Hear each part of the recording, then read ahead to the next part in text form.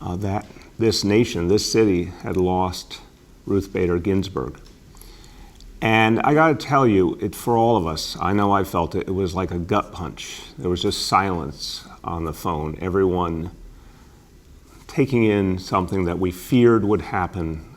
But I think we all have had such profound respect for Justice Ginsburg that we always believed she would find a way to keep fighting through no matter what was thrown at her. And God bless her for the fight she fought in so many different ways in her life. I have to tell you, I don't know the details of all the pain she was going through, all the challenges she was going through, not just in recent months, but in recent years. But the fight that she waged on behalf of all of us was unbelievable, just miraculous. And what a saint who walked among us, because she kept fighting. She kept fighting to live, to serve, to protect us all, no matter what. And that strength, that tenacity, gives us the possibility that justice may be served and that she may be replaced by someone worthy of holding her seat. But remember, that strength, that tenacity, it's who she was and why we admired her so much. But it also comes from her roots in this city, proud daughter of Brooklyn. Someone who learned as a child growing up in New York City to be strong, to be resilient, to take what was thrown at her and then fight back. And she did that fighting for the rights of women. And she did that to ensure that justice would be done by our courts. And she did that to ensure that the Supreme Court would be a place that actually reflected the lives of our people. So we miss her deeply. We're pained by her loss, but we're inspired by her. And we're going to talk about schools today. It's really important to remember this is a story of what New York City public schools mean, because Ruth Bader Ginsburg was a proud graduate of James Madison High School in Brooklyn. And the New York City public schools gave her some of that greatness and some of that strength. And she made us proud every day of her life. So we miss her. May she rest in peace, and may she guide us through her example. Now, everybody, that's a sad topic, but this morning, the Chancellor and I, the First Lady, we were given the opportunity to see pure joy, pure hope, pure possibility at the Mosaic Pre-K Center in Elmhurst, Queens, to see kids ready to get into that school and see their friends and get all the blessings of a pre-K education. Teachers, educators, staff, everyone ready to go, ready to serve those kids and families, excited to get back to work the way they know works best, right there in person with kids. Parents feeling such excitement as well. I talked to a number of parents, and the word I heard the most was excited. And I said, you mean the kid's excited? And the parent would say, no, I'm excited too, because I know this is good for my child. So there was an air of energy and spirit. And the Chancellor and I have had the pleasure of going to opening day many times, and it's probably one of the best days of the year, maybe the best day of the year, but this year was special. This year was powerful because we've had to overcome so much. First time our kids are going back into a school building in large numbers since the middle of March.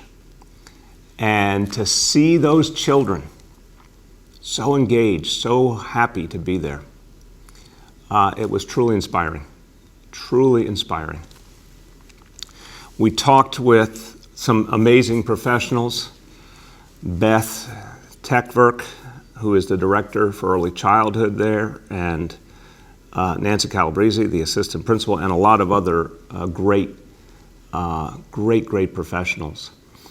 And all the conversations were filled with energy, focus, purpose. But one conversation sticks with me. A pre-K teacher named Sarah, and she used to have a different profession, and she decided she wanted to do something particularly rewarding, so she went into teaching just a few years ago. And she was out there expressing her enthusiasm, talking to her fellow teachers, talking about how great a day it was. At one point, she just said out loud, "Let's get this party started." There was that sense of like, we're doing something important here, we're doing something great here, let's do this, and it's going to be exciting, it's going to be fun, it's going to be positive. And I heard that and I said, there's the theme for the day. Something great is happening today in New York City. This week, 90,000 kids will go back into classrooms between 3K, pre-K, and our special ed classrooms in District 75. Next week, hundreds of thousands more. What we also saw was a real devotion to health and safety, a devotion to social distancing, a devotion to the temperature checks, all of the smart measures to keep people safe. And the masks, everyone was wearing a mask, and those 4-year-olds were wearing their mask with no problem at all. It's one of the things that was most striking. We saw them out there in front of the school for a while, in the school. They were wearing those masks. It was natural for them.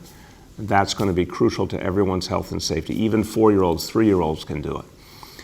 I want to thank all of the team at the Mosaic Center. I want to thank all the team at the DOE, everyone at the Tweed Building, all the educators and staff out in the schools. Everyone's working hard. But I also want to thank all the other agencies that are helping. Department of Health and Health and Hospitals, Test and Trace, Buildings Department, Fire Department, you name it. School Construction Authority, many others are chipping in to help because everyone believes this is one of the most important things we can do for our children, our families, and our city. So as we get ready now to see a lot of kids coming back to school, here's a message to parents. You're being sent, or you have been sent already, forms to fill out every morning, the health screening forms for your kids. That means you check their temperature and just give the status. It's really important to do that every single day. We'll make it easy. You can do it online. You can send in a piece of paper. Remember, every parent, we need you to do this. This is something we're requiring of every parent. Check your child's temperature in the morning. If they have unusually high temperature, please keep them home. Let's make sure they get well. But by doing that, we're going to help everything keep moving forward for everybody. Okay, so today and this week, we have 734 schools that are opening for live instruction, in-person instruction this week. 734 schools, and on top of that, 1,050 community-based early childhood education programs.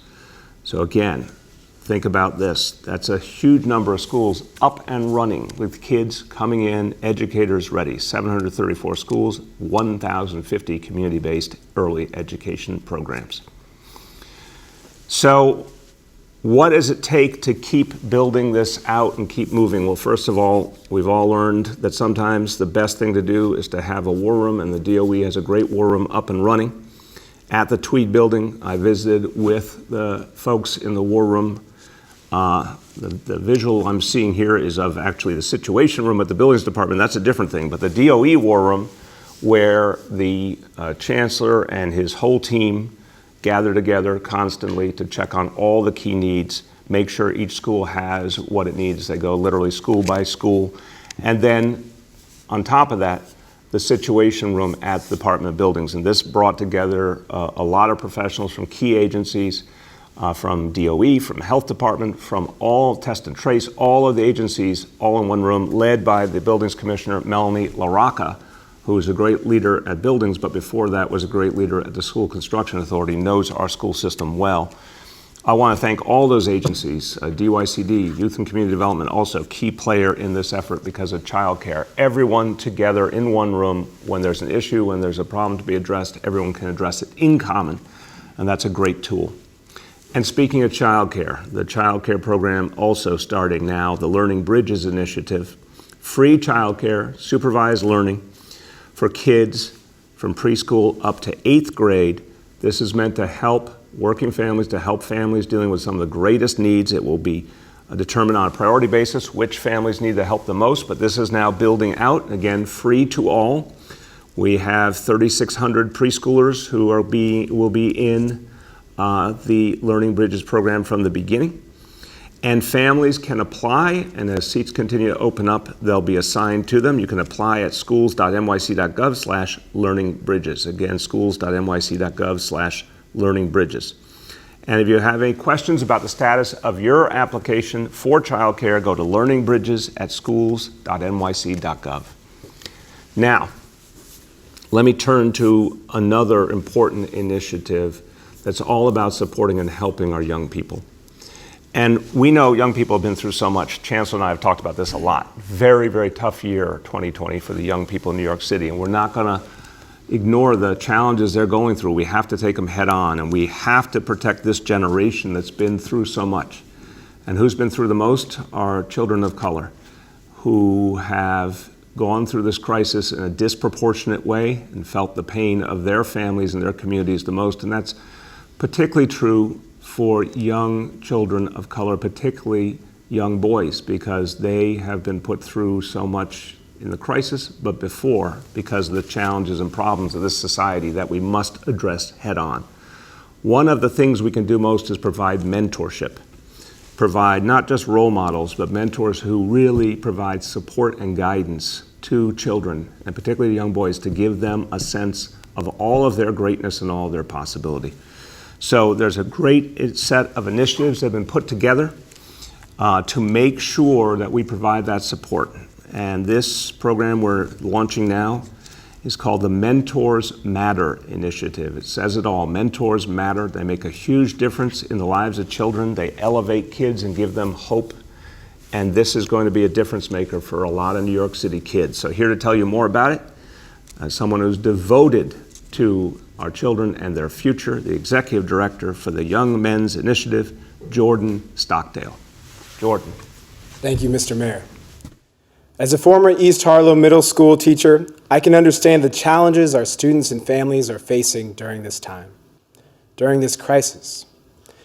We know that many Black and brown boys struggle with school and have the highest dropout rates in education and rates of educational disengagement. We know that mentoring, and particularly mentoring from adults who look like us, can provide a transformative experience that propels us to our potential.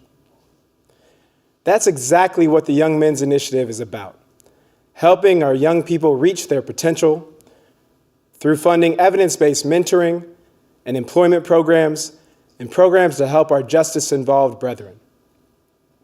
Today's announcement, the Mentors Matters Initiative, has 3 parts.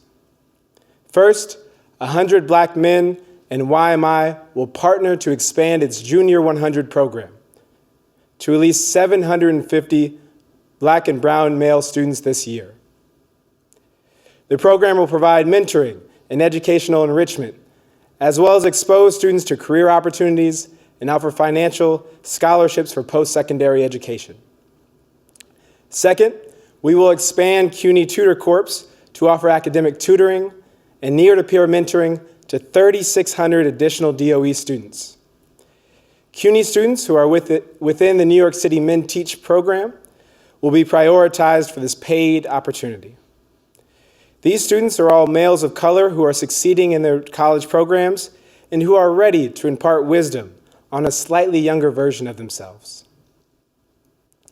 Lastly, YMI will issue $500,000 in grants to local community-based organizations that offer tutoring, mentoring, and social-emotional support to at least 4,000 students during this difficult time. The application period for the funding opportunity opens September 21st and closes October 5th. You can learn more at nyc.gov/YMI funding. Thank you very, very much, Jordan. Thank you for all you are doing. And everyone who's going to be a part of this initiative, just want to say thank you. It takes a lot of heart and a lot of love and a lot of commitment to help bring along our young people, but they feel that sense of investment and concern. They feel when adults believe in them. They really can tell. And they can tell when they are not believed in, and that's one of the problems, the negative signals that our society for too many years, decades, has sent to young men of color. This initiative is part of turning that around and showing they are loved and they are believed in, and it makes all the difference. So thank you. Thank you very much. Now, everyone, we talked about a lot of things going on with our schools and our young people, but now it's important to be reminded of something that affects all of us, the census. Look at this clock running right here, 9 days left. The census that determines so much of the future of this city, our communities, things that will affect your life directly. We only have 9 days left.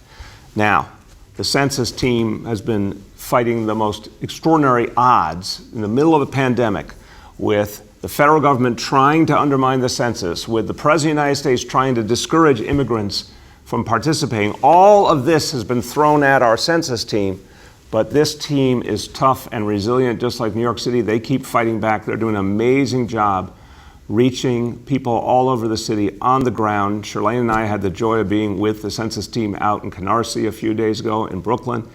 And it was a really exciting, positive experience, because when people felt the energy of the census team, they were willing to take the time to fill out that census. When they heard how important it was, they got involved. So we're doing that now all over the city. Now, New York City keeps moving forward. Now our self-response rate is at 60%. We have got to keep going. The national average is 66%. We got 9 days left to see how far we can go and to push farther. Now, here's an interesting fact. I mean, you can see on your screen there where New York City is this year compared to 10 years ago, when there was no federal government trying to stop the census, no attacks on immigrants and attempts to scare them off, no pandemic. You can see this team has gotten New York City almost to the point where we were 10 years ago, and they have still 9 days and they're fighting hard to go even farther. But look at the rate for the country. Again, 66% now. That gap was much greater 10 years ago, and that's what matters. Remember, the census is graded ultimately proportionally. How do we do compared to the rest of the country really determines the levels of representation in Congress we get, the amount of funding we get. Again, don't think about it abstractly. Think about money for your kid's school, money for your subway line, money that makes sure people can get affordable housing. Think about the people in your life who need affordable housing and the federal money that comes in for that. It's all determined by the census. So how you stand versus the rest of the nation determines your share. 10 years ago, look at that, a gap of almost 14% between New York City and the nation. This time only 6%, and we were the epicenter of the crisis, and yet we've fought back. So kudos to the whole census team. But again, everyone, we've only got 9 days left. Everyone needs to help now. 9 days to go. The team is out across the 5 boroughs. They're taking all sorts of actions to draw attention to the census, get people involved. 100 different events and actions planned in the next 9 days, focusing on neighborhoods that have the lower response rates in the city. That includes Wakefield, Corona, Richmond Hill, Jamaica, East New York, Cypress Hills, Canarsie, and the North Shore of Staten Island. All those areas we're going to put extra attention into. So that means anywhere people are. At the subway, the bus, if they're at a shopping center, if they're at a food pantry, wherever people are, you're going to see the census folks out. And they're doing an incredible texting campaign, texting 750,000 New Yorkers, a digital campaign, TV, radio, a whole host of approaches, 25 different languages. I mean, this is an amazing, amazing effort. So again, everyone, you can make such a difference here, you yourself, by simply taking that 10 minutes to fill out the census. And if you want to help us get this done and make sure the census comes in strong. A lot of people say, what can I do to help? How can I help New York City? Here's how you can help.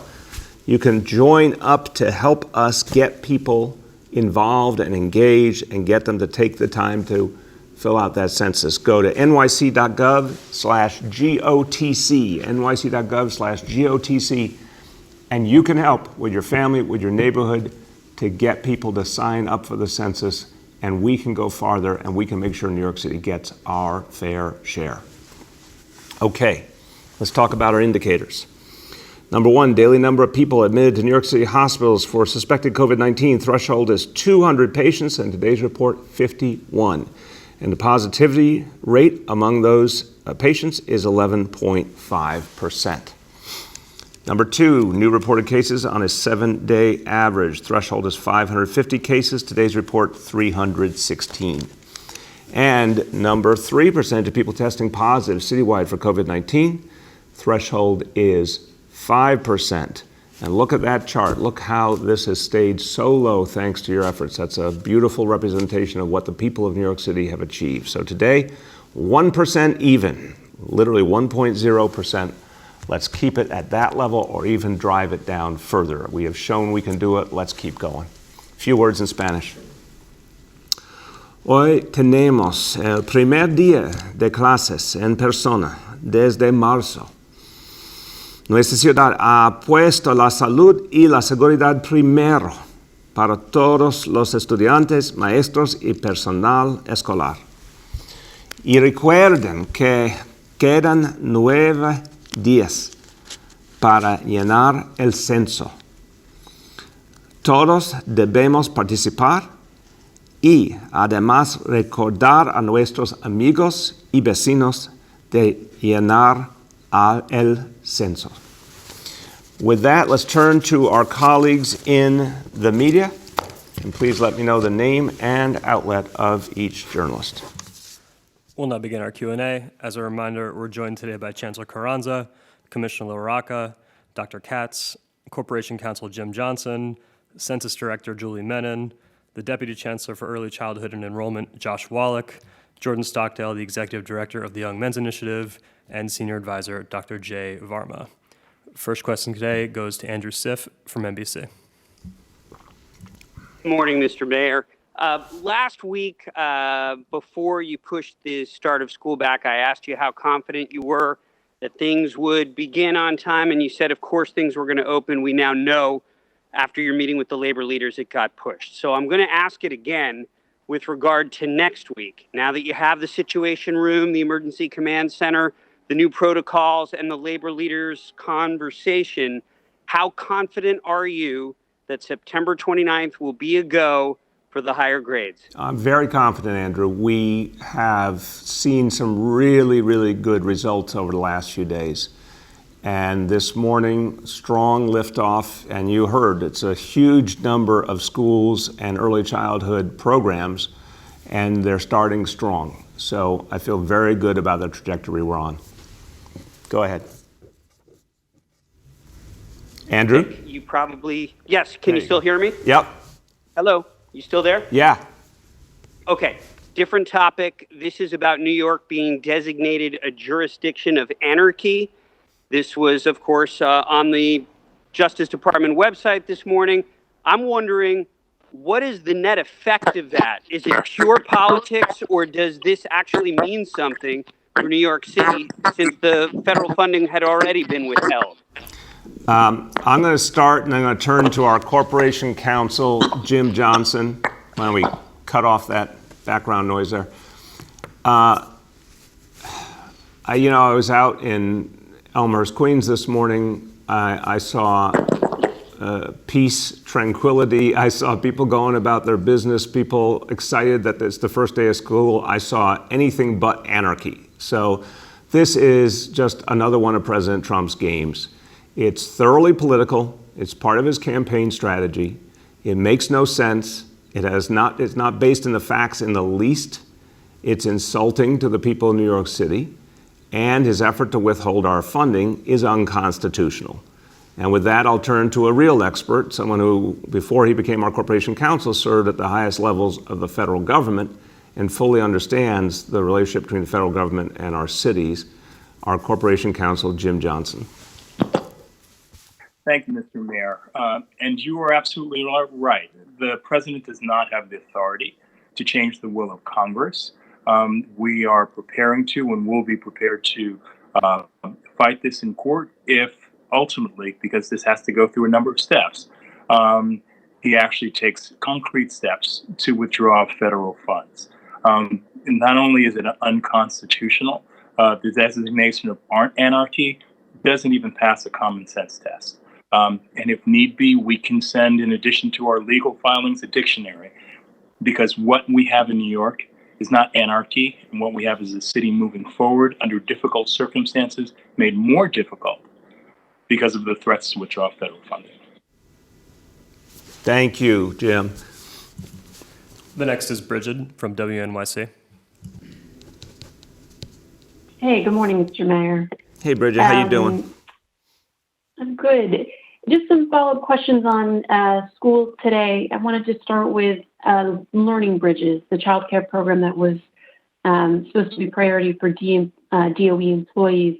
We've been hearing from some teachers who actually had to teach today that they haven't gotten the updates they need to the program, and our own inquiries haven't really gotten any response. So I'm just wondering, beyond the email address you shared, can you tell us more about what's happening and what advice you have for teachers who are maybe scrambling for childcare today? Yeah, Bridget, look, we want to make sure that we accommodate as many people as possible. It's a brand new initiative that was built in response to the pandemic conditions, and we've dealt with the challenges we've dealt with everywhere else, having to create the social distancing and find appropriate space, make sure it's healthy and safe. So everything's harder in a pandemic, to say the least, but the team has really worked hard to build out tens of thousands of seats for kids in childcare, in Learning Bridges.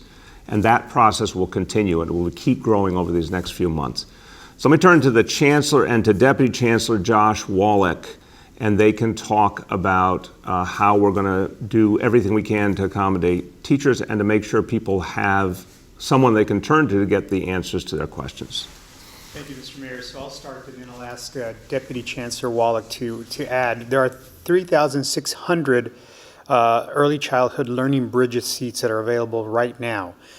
So notifications should have already started going out, and I'm going to ask Deputy Chancellor Wallach to talk a little bit more detail about what folks can do if they're looking to find out where is my application. Josh? Thank you. That's absolutely right. We started this week with our preschool slots, and by the beginning of next week, we will have services available for tens of thousands of families. We'll be up to 30,000 Learning Bridges slots across the city, sites in every borough. We have 57 operating today, and will be more by next week. I think if families are asking questions, offers will be going out this week, more every day. We are, as the mayor and chancellor said, working nonstop to get these sites stood up, and we will have thousands more stood up with each passing day. So if you have a question about your particular application and you email learningbridges@schools.nyc.gov, we will get you an update very quickly.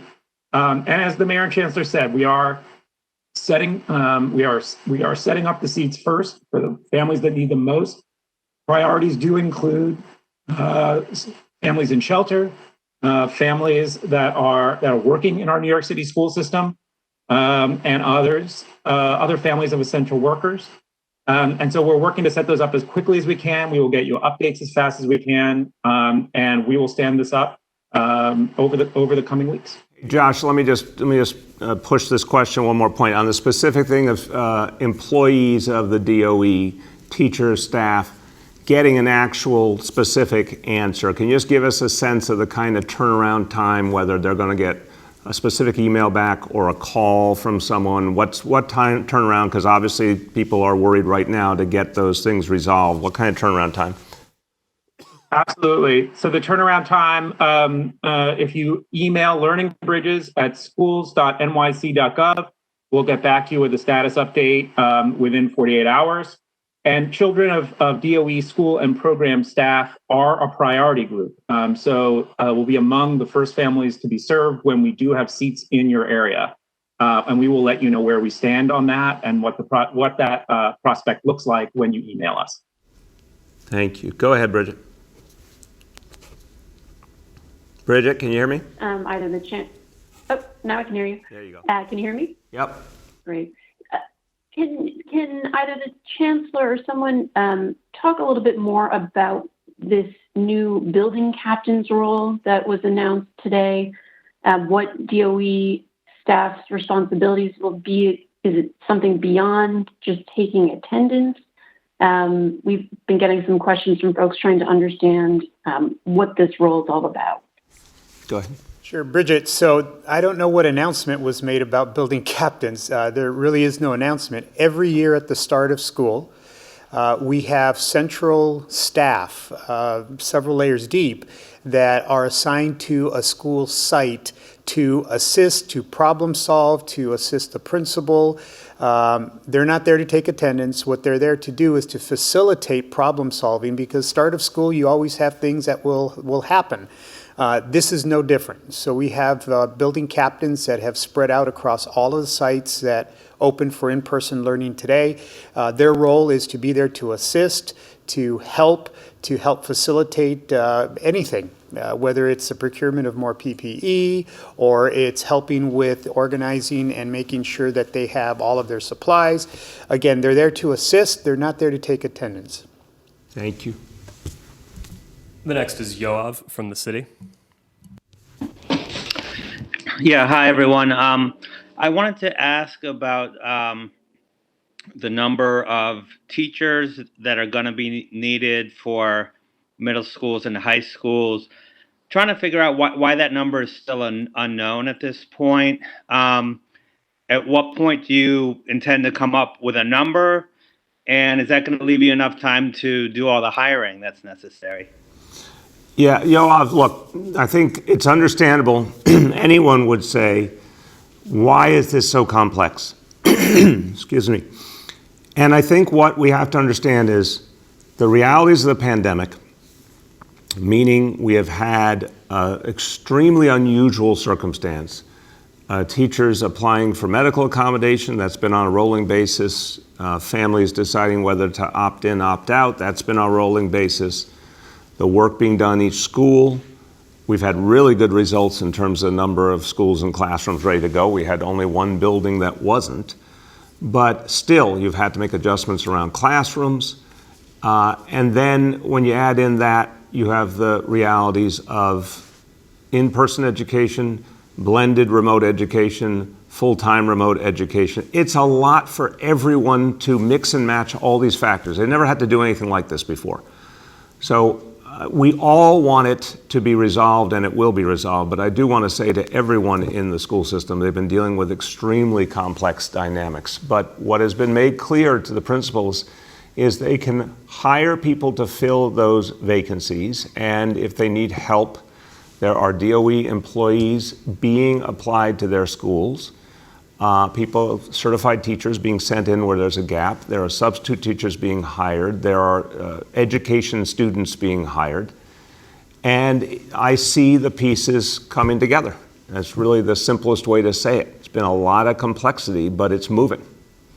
Go ahead. Okay. I guess on a different issue, I wanted to ask about the food reserve that you established back in April with the $50 million. So our understanding is that a decision was made essentially to begin distributing most of that food, in part because of the need at pantries. But it also seems like the decision was made that a food reserve of that nature is no longer necessary. And I'm just wondering if you could talk a little bit about that, given kind of what seems like an increasing number of kind of emergencies and natural disasters. Are you planning on continuing some kind of reserve along those lines? Yeah, Yoav, it's a great question. I appreciate this question because it gets back to why we established it to begin with.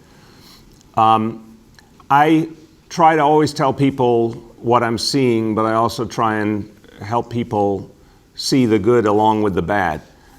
There was a point in March where I was getting increasingly concerned about the supply chain around the country and what it meant for New York City, and I specifically ordered the creation of the food reserve.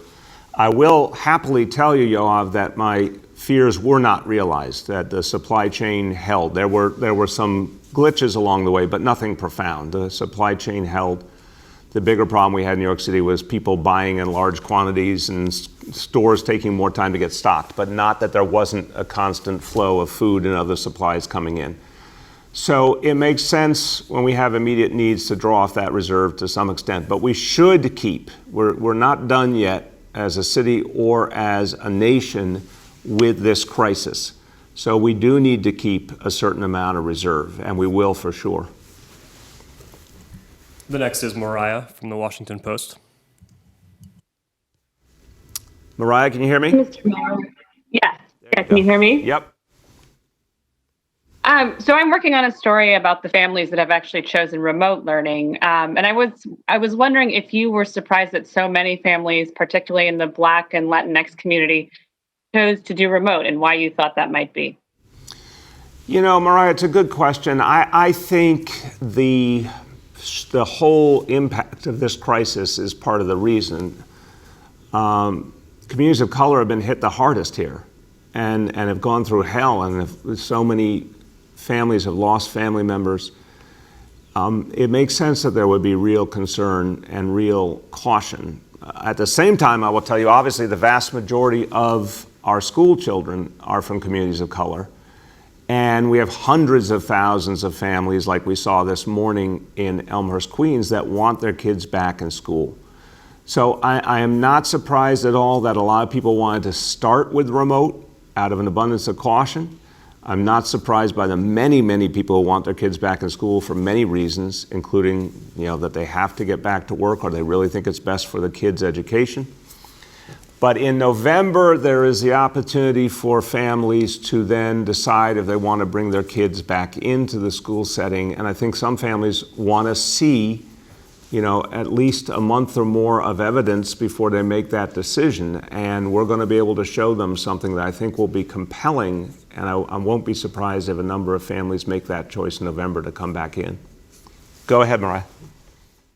Yeah, and one of the things that I heard from several families is they said that they think that you're putting the economy ahead of their children's lives, and that they think that you're using their children basically as guinea pigs. And I'm curious just to hear your response to Mariah, obviously, if you know the work I've done and the Chancellor's done, the Chancellor's literally devoted his entire life to kids. And we've talked about this question 100 or more times. Someone who has devoted his life to children, if he had said, I'm not comfortable opening schools, that would have been very, very crucial. And it's been the opposite. He feels, I won't speak for him, he's sitting right here, you'll chime in, but he feels strongly the value of in-person education.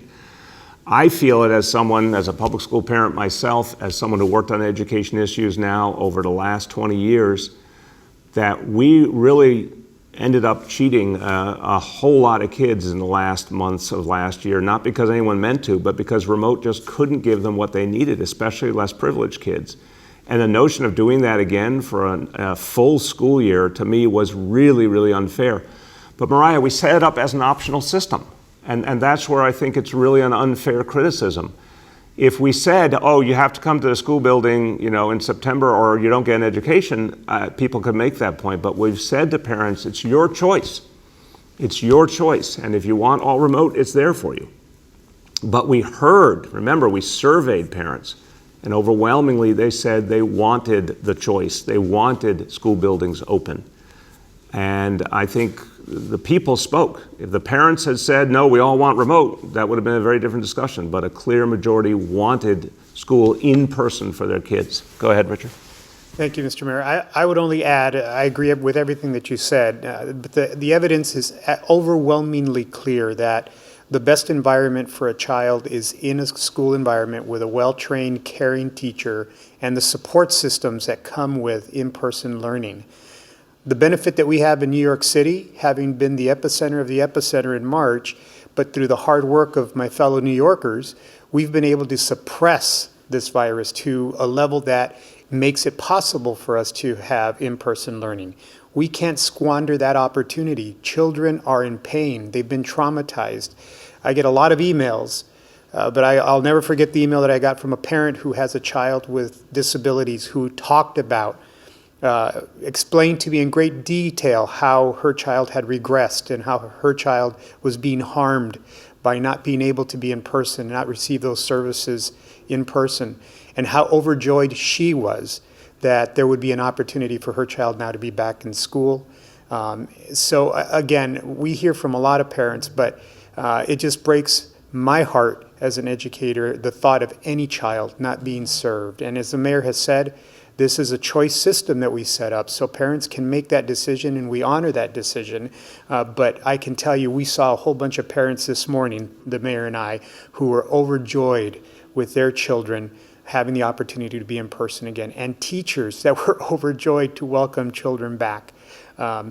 Strange times for all of us, but that's one thing that just doesn't change. That's for sure. Go ahead. The next is Bob Hennelly from the Chief Leader. Good morning. Hey, Bob, how you doing? Very good, sir. I was speaking with Harry Nespoli, chair of the MLC, and he mentioned that there was a thought among the unions that considering all that's going on now, that you consider taking off the table layoffs until after the election because there could be such a radical change in the atmospherics. Bob, thank you for the question. I think I'm a huge fan of Harry Nespoli. We have worked really closely together for years now, and under his leadership, the MLC has really worked with us to find savings, including health savings that have been crucial. I understand what he's suggesting to you. I fear that we have to think about this beyond just the election.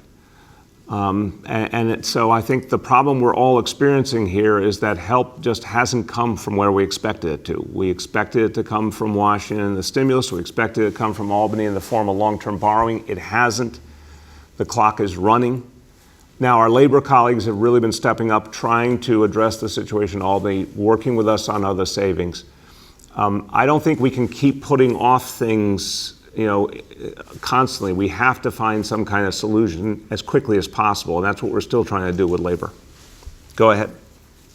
Follow up. Council members Borelli and Carnegie did a press conference emphasizing the bipartisan support for a concept known as early retirement incentives, which would save hundreds of millions of dollars because so many of the more senior civil servants are at the highest end of the salary scale. Two, it would be eligible for those in the cohort that are most eligible from COVID exposure and possible death. And three, would avoid blowing up the young civil service families most likely to have small children who would lose their health care in the midst of the pandemic. And by the way, tend to be far more diverse because of all the good work you've been doing with reaching out to a diverse nature of the population to fill these positions in the civil service. Well, Bob, I appreciate that point, and you're right. Across the city workforce, we see more diversity, and obviously notable in many places like the NYPD, which is now majority people of color. We need to keep ensuring that the DOE continues to become more diverse in its workforce. So you're right, this has been a central concern. And it does bring us back to the early retirement question. I think early retirement as a policy is something we have to put into play. So I agree with those council members. In fact, I've spoken to the leadership of the legislature in Albany and many members of the legislature. There's a strong consensus that early retirement will have to be part of this package. Now, the problem is, Bob, how much will it achieve given the savings we need? That's still a real open question. And it only saves you money if you're going to not replace the line. And this is the reality. If you provide the early retirement option, but then you need to go back and fill that same role with another person and pay their salary, you're not saving money. So it still comes down to how many jobs we're going to be able to save going forward and the services we need to provide to the people. So definitely a piece of the solution. It's not the whole solution, but early retirement will definitely be a piece of the solution. We have time for two more for today. The next is Henry from Bloomberg.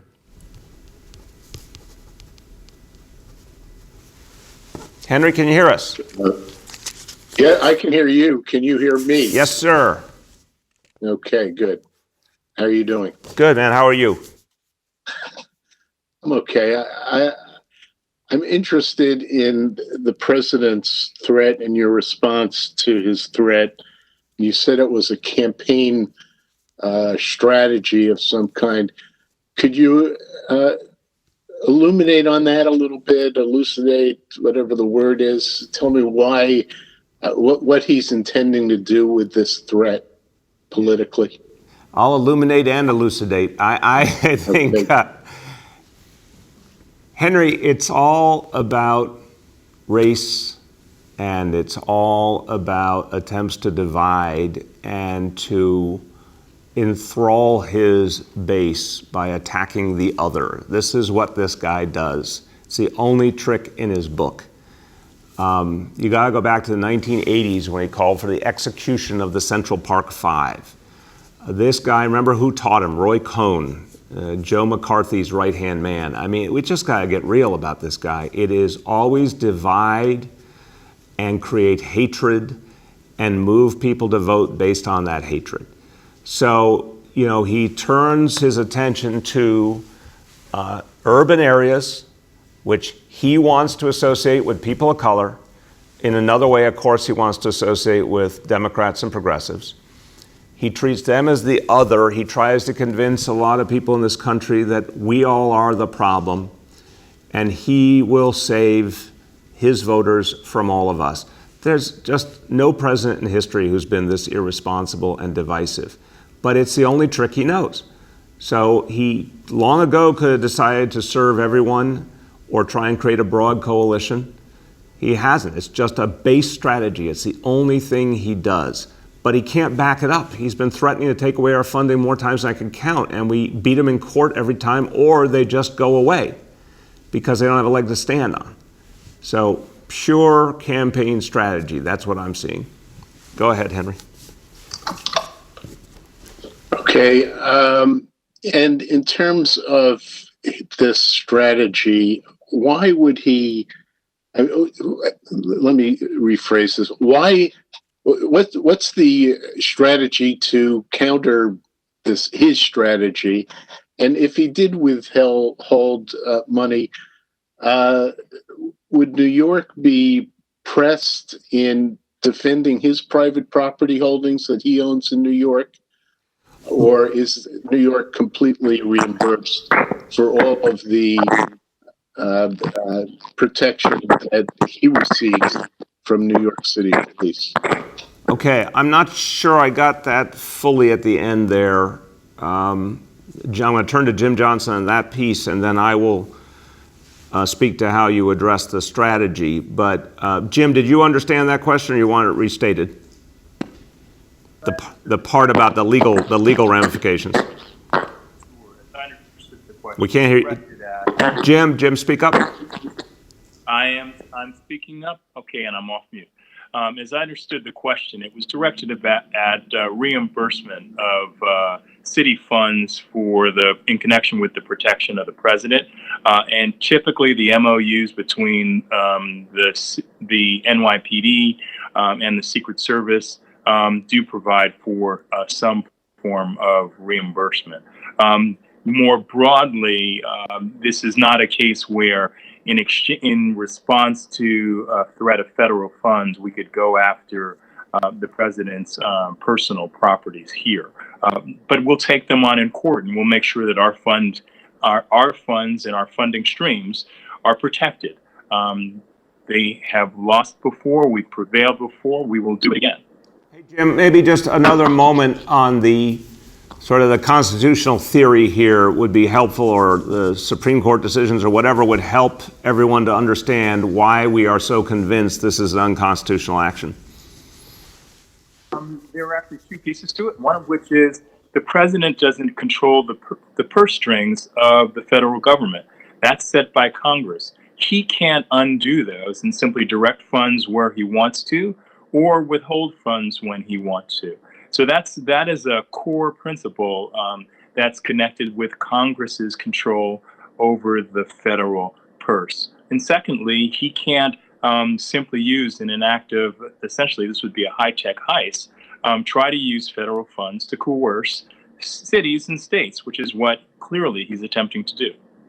A high-tech heist. Well said, Jim. And Henry, to the last piece there, look, I think the answer when you confront hatred is to overcome it with a positive vision of a country working together for a common cause, particularly as we're fighting back through this pandemic. I think people are hungry for a positive vision. They're hungry for a sense that there can be unity. They're just fatigued by all the negativity and hatred coming from President Trump. And of course, on top of that, something I think Joe Biden understands deeply, speak to working people about their lives and what they need. And people need to hear a vision of how they'll have health care for their families, how they will have jobs again that they can live on. This is an area I think Joe Biden can be very, very strong on because everyone understands he empathizes with working people. And I think that combination, hope and unity on the one hand, and a vision of a nation that's actually devoted to working people again, is the winning formula. We still have time for two more for today. The next is Rima from Chalkbeat. Hi, Mr. Mayor, and Chancellor Carranza and everyone on the call. I have two schools-related questions. My first one is just a follow-up on learning bridges. I heard the answers from before. I just wanted, though, to press a little bit further. Just wondering, we knew that this is a general timeline for instruction to begin, and I'm wondering why weren't seats opened up? Why weren't more seats ready for teachers who are going back to work, who don't have children in pre-K, but still need childcare? Like, why has there been a delay in providing those folks with seats starting today? Yeah, Rima, I'll start and I'll turn to Deputy Chancellor Wallach. The fact is, again, Learning Bridges was being created from scratch on a very, very tight timeline. And making sure that we could build this out aggressively, quickly, safely. It's been a really challenging endeavor, but we're getting there and the numbers are really going to grow. In terms of the specific timing, obviously the central focus has been students. We clearly want to support the professionals of the DOE that need to have their kids somewhere, but the central focus was been on families and their kids and aligning learning bridges to when school programs began.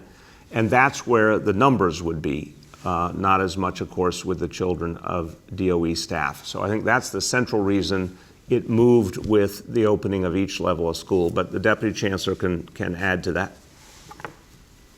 No, thank you. And just to underscore, the fundamental purpose of the program is to give a safe and nurturing environment for children to be in while they're not able to be in school buildings or programs because of social distancing requirements. And so we brought our preschool programs on today so that students who are not able to be in their home preschool program will have a safe and nurturing place to be the rest of the week.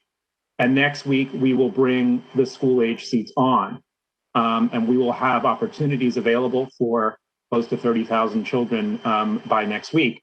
I think the other piece to keep in mind is that, again, we are targeting certain neighborhoods that were hardest hit by the pandemic, and certain groups. And again, those are families in temporary housing, families residing in New York City Housing Authority development, children in family foster care or receiving child welfare services, students with disabilities, children of essential workers, and children of DOE school and program staff, including the staff of Learning Bridges itself. We'll be working to bring these sites on as quickly as possible. We are trying to match them with particular schools so that we can keep cohorts of children together. And that's another complexity of standing a program like this up in a pandemic that we just need to keep in mind. When we launched Pre-K for All, we put seats everywhere and any child could go to any seat. In this case, on an even tighter timeline, we're trying to stand up sites that are matched to particular schools so we can keep cohorts of kids together. And that being said, we'll still have tens of thousands of seats soon. We're going to be reaching out to families, and you'll hear from us within 48 hours if you email us. And over the coming weeks, we'll have many, many more opportunities available. We want to serve everybody who needs it. We're going to get there. We're going to get there over time. Go ahead, Rima. Thanks. My second question is about devices for kids. I'm hearing from many schools, principals, teachers, and a couple of parents who have said that their schools have not been able to provide devices for everybody who's requested one for this fall. And it seems that some of, a couple of people have said they just can't afford it from their budget. But the other issue I'm hearing about is that school leaders themselves just weren't aware until about mid-August that they'll now be responsible for fulfilling these requests, that it's not going to just come from the DOE. And then that sort of delayed their ordering of devices. And now the schools that have been able to afford it are just waiting on delivery. And so it sounds like, there's a chunk of kids at their schools who might be able to use like a parent's cell phone or something, but then there's a number of kids who they're not even sure are going to be able to log on as they wait for the device to come in. And it's for a variety of reasons. It sounds like broken devices, or they've decided they don't want to share with two siblings anymore. So I'm just wondering here, I know the chancellor talked a little bit about this last week, but can you explain from your understanding, why this device gap still exists, and how is the DOE helping schools figure this out quickly as we start the school year? Okay, I'll start, Rima, and pass to the chancellor. Look, I am certain when it comes to technology that there'll be times where we got to replace a child's technology, or something went wrong with a shipment. Those things are clearly going to happen, and we want to address them every single time. And the chancellor will speak to the transition of coming back to school and what was the responsibility of schools versus DOE Central. But I want to make sure we put the horse before the cart here. You're talking about, and I find it strange, honestly, the question about the child who either their device isn't working, or something was wrong with the internet service, or they couldn't get a device. Those are all inherently valid questions, but I rarely hear the focus be on the fact that New York City did something that I don't know if it's been done on anything like this scale anywhere else, and said any child who needed a high quality device and the internet service with it for free would get it. And that happened in a matter of weeks. In the spring, in the middle of the pandemic, and I give the chancellor and his team a lot of credit. That was a Herculean effort. The pure egalitarianism of that effort was striking. There was no means test, there was no quibbling. It was just, if you need it, we're going to get it to you. And that spirit continues now. It is different when you have a whole school system up and running than when you're doing everything remotely. But I do want to come back to the sheer consistency of the effort to make sure that every kid has in real time what they need. So go ahead, Chancellor. Thank you, Mr. Mayor. Hey, Rima, and congratulations on your award. Hadn't spoken to you since you got it. Congratulations. Look, we estimate there's over 900,000 devices, including the 320,000 devices that we've already loaned out to students that the mayor was talking about when we pivoted to remote learning. We have more devices that we've stocked for those circumstances in which students need, either they have a broken device or for whatever reason their circumstances have changed. We notified schools in July that they would be handling the distribution instead of a centralized distribution that we had in March.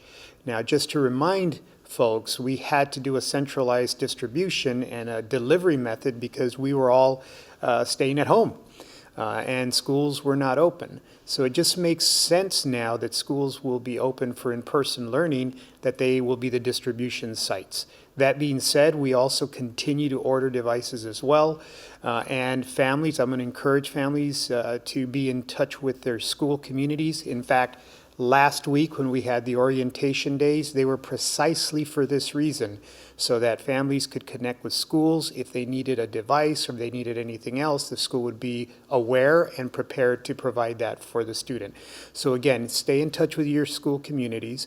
We're working very closely with our schools, and we will not let a student that needs a device not have a device. Amen. Last question today goes to Kala from PICS. Hey there, good morning. The DOE login page was down at 9 a.m. this morning for 10 minutes, affecting Zoom and TeachHub. And you guys had tweeted that you were able to fix it. But what do you say to remote learning parents and students who are frustrated with technology? Because we heard about some issues last week also with a school working outside because their internet wasn't working for orientation. Look, I'll start and pass to the chancellor. We've really been focused on the whole range of issues around technology. We obviously spoke about getting kids devices who need them. We've been focused on cybersecurity. I want to thank everyone who's been a part of that effort to protect the DOE on the cyber level. We also have been in touch with the key providers, Zoom and others, to make sure their capacity was sufficient for handling the restart of New York City public schools. And all the companies involved have been confident. There's clearly going to be problems sometimes, but structurally, I think we're in good shape. Chancellor, you take it. Thank you, sir. I really appreciate the context. Yes, at 9 o'clock for about 10 minutes, there was some difficulty with the login page. It was very quickly remedied. It's up and running, so Zoom, Google Classroom, Microsoft Teams, all the other platforms are up and running, and we're monitoring that. I think it's a good example of how it's all hands on deck. The mayor's referred to the war room, where any issue is immediately escalated so that we are able to get on it. We got on it within 10 minutes. Everything's working. I'm also going to encourage any parents or students that have any questions to go to schools.nyc.gov/tech support. And that's for any question, whether it's a logon question, whether it's an ID question, a student ID, a student email, you'll be able to get the support that you need there. But again, I think the systems are working. We're identifying any glitches and resolving them immediately. Go ahead, Kala.